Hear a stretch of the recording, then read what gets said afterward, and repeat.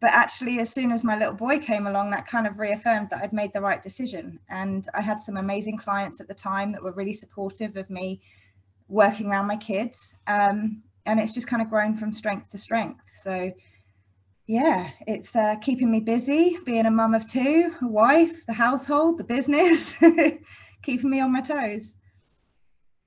Perfect. And you know what? I would say that it's not easy because you don't hear, and maybe a lot of people do, but you definitely don't hear a lot of people saying that, you know what?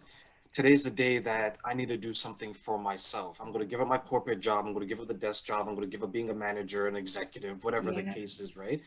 And they're going to say that, you know what? I need to do something for me because I think, and I was the same way, and I'll let you answer.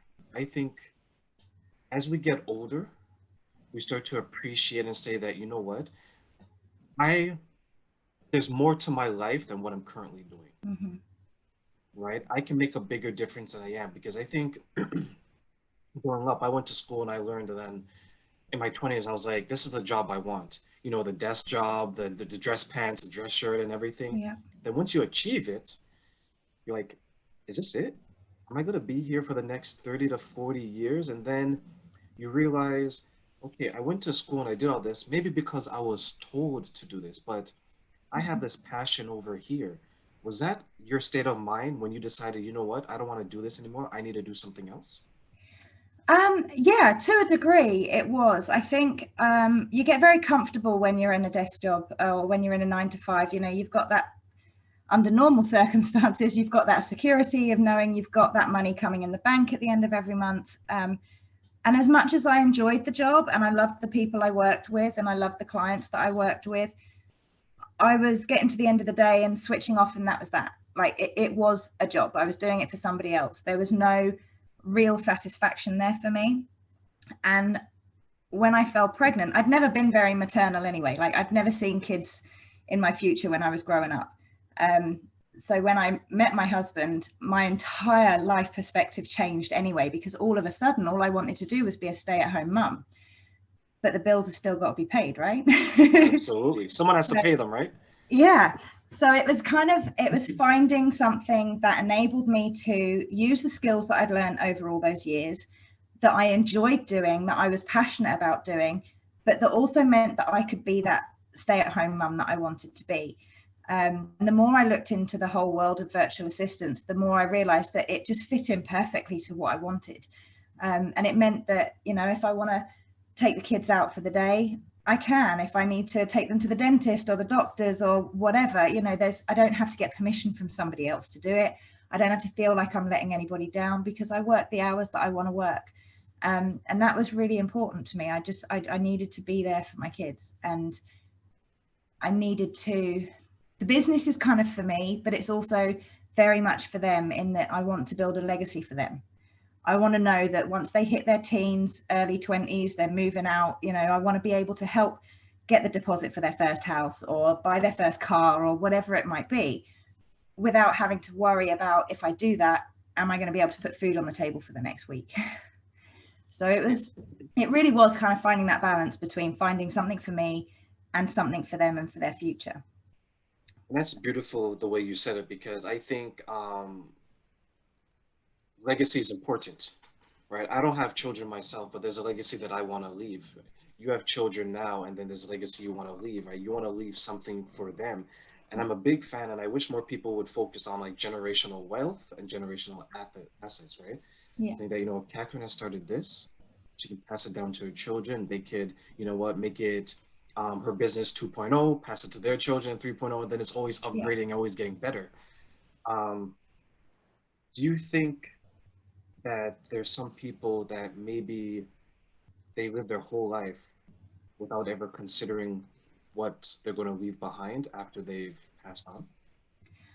Um, I think there are a lot of people that do. I think a lot of people live very much in the present, especially now with our current circumstances. You know, people can't see what's going to happen the next week, the next month, let alone after they've gone.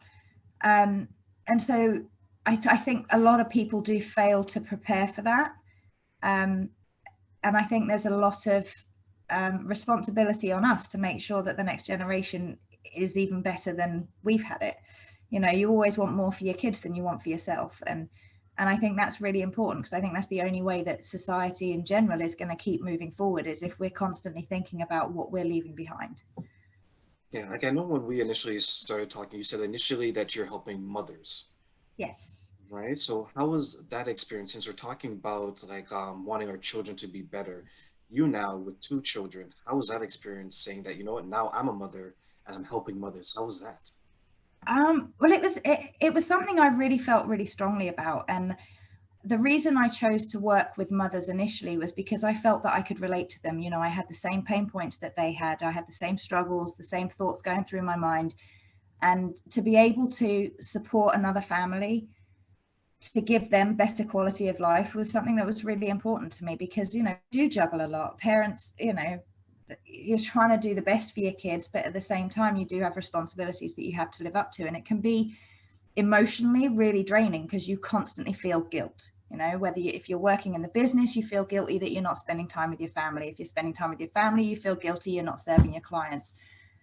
So to be able to kind of take that pressure off people was something that I felt really strongly about. And so I spent the first sort of 2.5 years dedicated to finding mothers or fathers, but particularly mothers that were starting up their own business, and supporting them to find that balance, and being able to take away the stuff that didn't really need to be done by them specifically, to free up their time a little bit so they could spend time with their kids. As it happens over the last year, my perspective hasn't changed. I still feel very strongly about that, but I actually see that I can be of more value in a slightly different area. So I've now kind of changed the focus of the business, working more with medium-sized companies that have quite heavy sales admin. So a lot of like insurance companies or merchant services companies that require a lot of back and forth with a client before a contract can be confirmed. And there's a lot of administration involved in getting all of that set up. And I think it kind of takes me back to what I was doing in corporate a little bit more. So I think it's just more of a comfort zone thing.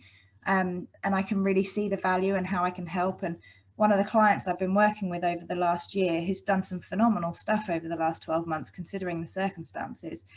And he's really kind of shown how invaluable having that admin support can be. And knowing that I can give it to him with ease, it just kind of gives me a little bit more satisfaction.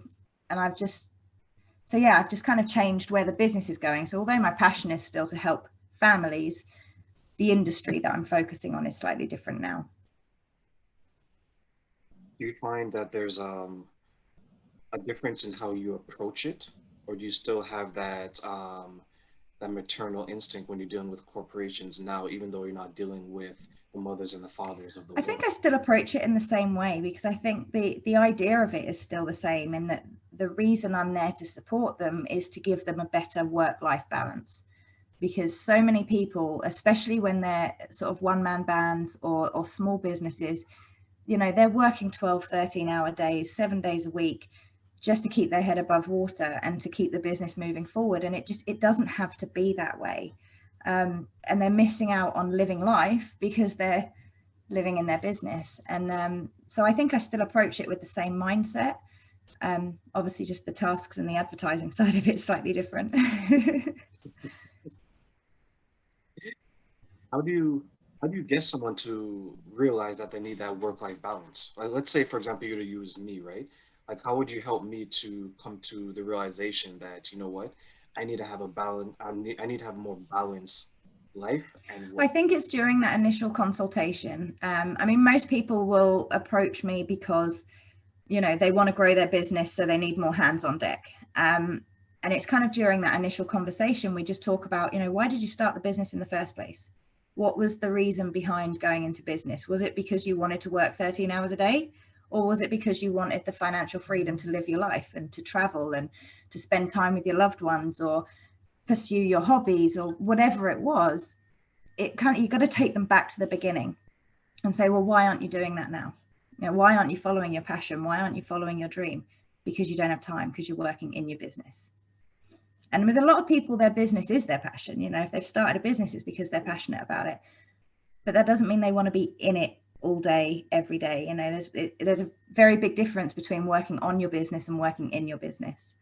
And it's just helping them during that initial consultation to kind of realize that and say, do you know what? Yeah, I don't want to spend my day doing admin. I want to spend my day overseeing the business and seeing my passion grow. And so then that's where I step in and take over the admin and allow them to do that.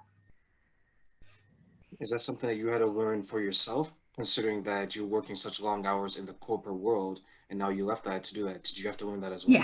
Yeah, definitely. I mean, I don't think any business can be successful with one person on their own. I think you have to have a team to support you. You have to have the right people in your life to support the decisions that you're making, as well as to keep you grounded and question you from time to time to make sure that you're not kind of going away with the fairies into some unknown territory. So yeah, I think kind of making people realize that they're not on their own is a big part of it, and sort of saying, you know, I'm here to help. I'm here to support you. Just like my partner did for me when I started the business, he took on a lot of extra responsibilities to allow me to pursue it, to get it to a point where I'm not working in my business 24/7 anymore.